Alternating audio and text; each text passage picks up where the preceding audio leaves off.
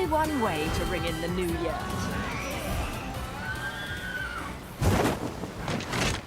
Let's dance, boys! Welcome to MojoPlays, and today, we're fighting through heaven and hell to challenge the 10 hardest bosses in the Bayonetta series. Do try to keep up, darling. For this list, we'll be battling the toughest angels and demons from Bayonetta 1 and 2, and finding salvation in the challenge of their defeat. What was your greatest challenge in the Bayonetta series? Let us know down in the comments. Before we continue, be sure to subscribe to our channel and ring the bell to get notified about our latest videos. Fortitudo, Bayonetta. Mark off, Featherface. Fortitudo is the angel who just won't give up. After multiple encounters, Bayonetta finally corners the enormous deity in a coliseum, and after numerous failed attempts to convince her to join his side, Fortitudo sets about ending the witch entirely. Fortitudo's attacks can be devastating, especially once he begins to dismantle the entire coliseum around Bayonetta.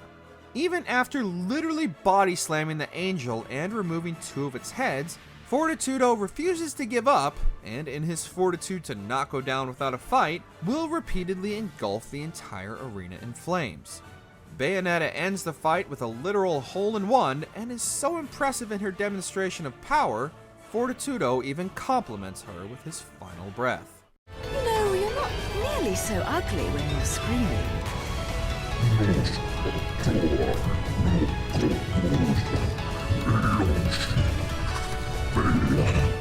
Gamora, Bayonetta 2.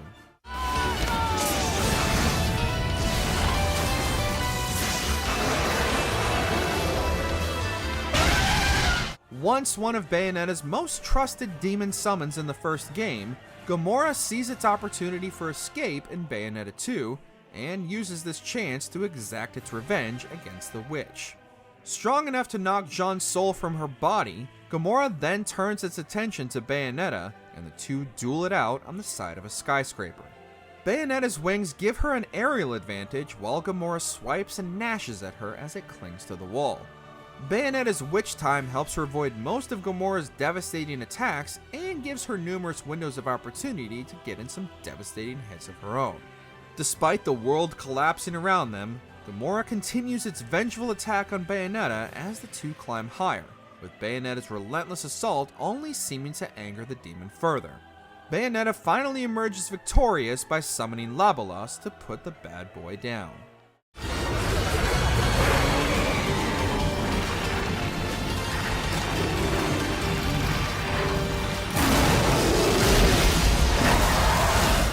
Tempertania, Bayonetta. I'm not much for the talkative types. How about we have a little fun instead? You did plan on having fun with me, right? The Bayonetta series is known for its over-the-top action and boss fights, so battling an angel in the middle of a massive tornado is just another Tuesday. Like nearly all of Bayonetta's boss fights, Tempertania enters the fight with a monologue prepared that Bayonetta soon grows tired of, initiating a fight that remains anything but grounded. Tearing up the entire battlefield, Bayonetta bounces between Tempertania itself and the surrounding debris as she dodges the angel's numerous projectiles and enormous hands attempting to snatch her out of the air. After finding Tempertania's tickle spot, Bayonetta summons some hands of her own and proceeds to disarm her opponent. This transgression raises more than just Tempertania's eyebrows, and Bayonetta is left with no choice but to stoke the flames and send Tempertania out in a blaze of glory.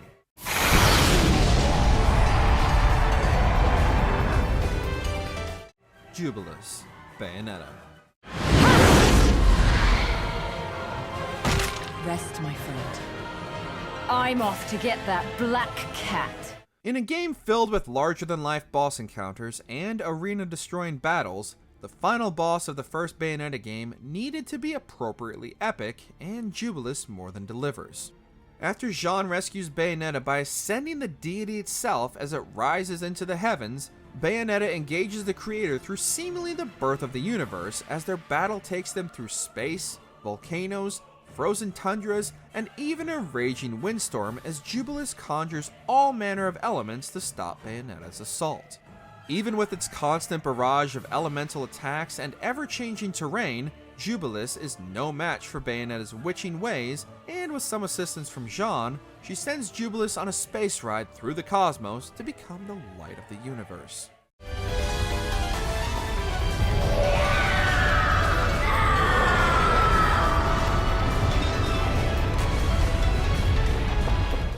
Valor, Bayonetta 2.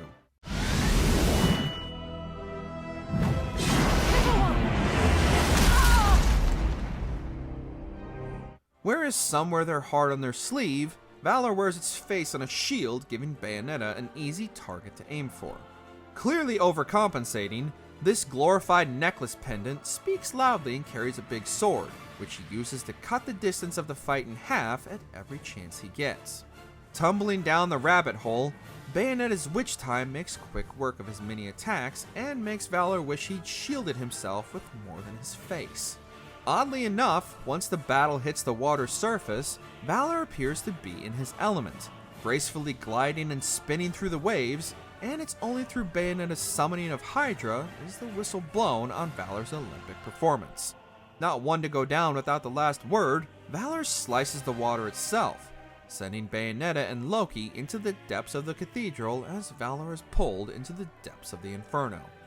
Baldur, Bayonetta. Stand tall, my child. Realize your true potential. Considering the enormity of many of the bosses Bayonetta has encountered up to this point, with more to come, it seems only fitting that one of the most challenging is a normal human-sized opponent. Despite the comparative size of the two, even Bayonetta's many demons are no match for Baldur, and only seems to strengthen him further as he absorbs or kills any you send his way. Using all means at his disposal, including entire buildings and even a satellite, Baldur puts up a fight unlike any Bayonetta has faced before. After a bit of back and forth, bullet time takes on a whole new meaning as the player must guide Bayonetta's bullet around the many obstacles in its way to land the final shot to send Father Baldur back to Earth. May Jubilis, the Creator, grace you! Allurin, Bayonetta 2.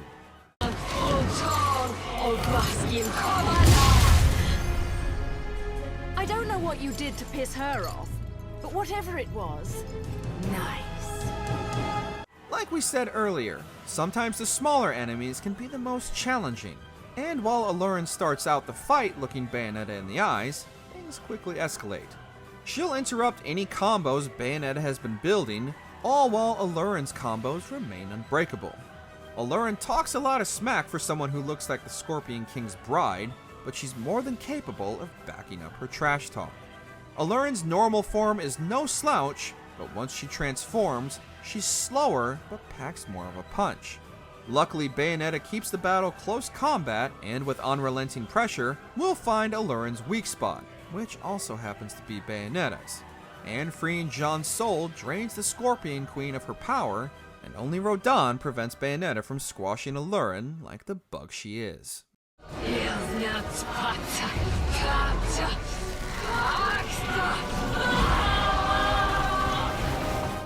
Jeanne, Bayonetta. Something troubling you? Only your constant fretting over my state of affairs. I've no time to play games with you. Jeanne's loyalties are the ongoing mystery for much of the first Bayonetta title, and they're destined to duel it out until that question is answered. Jeanne continues to taunt Bayonetta about her lost memories, but this casual teasing comes to a head when the pair duel it out on the wing of an enormous military aircraft. The two are so equally matched that Mother Nature herself intervenes to end the fight, but this is far from over. In a final bout, the pair exchange rockets back and forth before riding a missile through scenic downtown and ending in a climactic battle of witches atop a skyscraper where the two hold nothing back.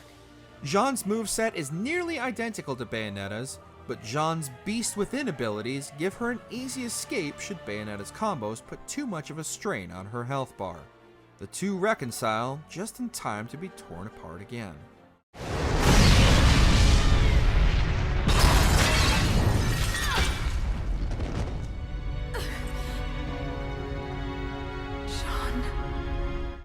Aesir, Bayonetta 2.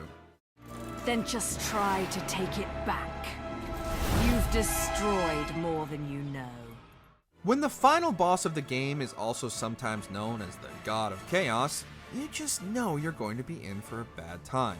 Despite Bayonetta and Baldur's attempts to prevent Aesir from reclaiming the eyes of the world, Aesir is still a worthy opponent even without them, easily decimating Bayonetta's demons before achieving his goal. With both eyes of the world in hand, Aesir reshapes the battlefield, and it's only through intervention by Loki that Bayonetta and Baldur even stand a chance against the Almighty being reborn. Combining their witch and sage powers into one, Bayonetta and Baldur send the physical form of Aesir right into the jaws of Gamora halfway around the world, leaving his soul behind to be absorbed by Baldur to put an end to any further plans the supernatural being might have had in store.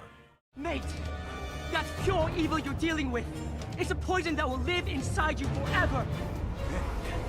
So be it. Rodan, Bayonetta. With enough of those shiny little loops, I can get back to the real me, the old me. Let's get this party started. Shit's gonna get real. Sometimes a boss is optional for a reason and needs to stay that way. Rodan is usually Bayonetta's arms dealer, keeping her constantly up to date with not only firearms but also the goings-on within the spiritual world. But that doesn't mean he's not up for a little sparring if the price is right. Rodan seems all too eager to settle back into his spiritual form and show Bayonetta why he's called the Infinite One and is feared in both heaven and hell alike. His attacks are incredibly powerful but also unpredictable, and not only can he pack a punch, he can also take them with relative ease, as Bayonetta's most powerful attacks are easily blocked or countered as Rodan effortlessly glides around the arena. With multiple health bars and attacks that can leave Bayonetta completely vulnerable, it's no wonder he wanted to be paid first to make this worth his time. I never thought a girl would beat my ass so hard, but I gotta admit, I kinda liked it. You win. This time, baby. Did you enjoy this video? Check out these other clips for MojoPlays, and be sure to subscribe and ring the bell to be notified about our latest videos.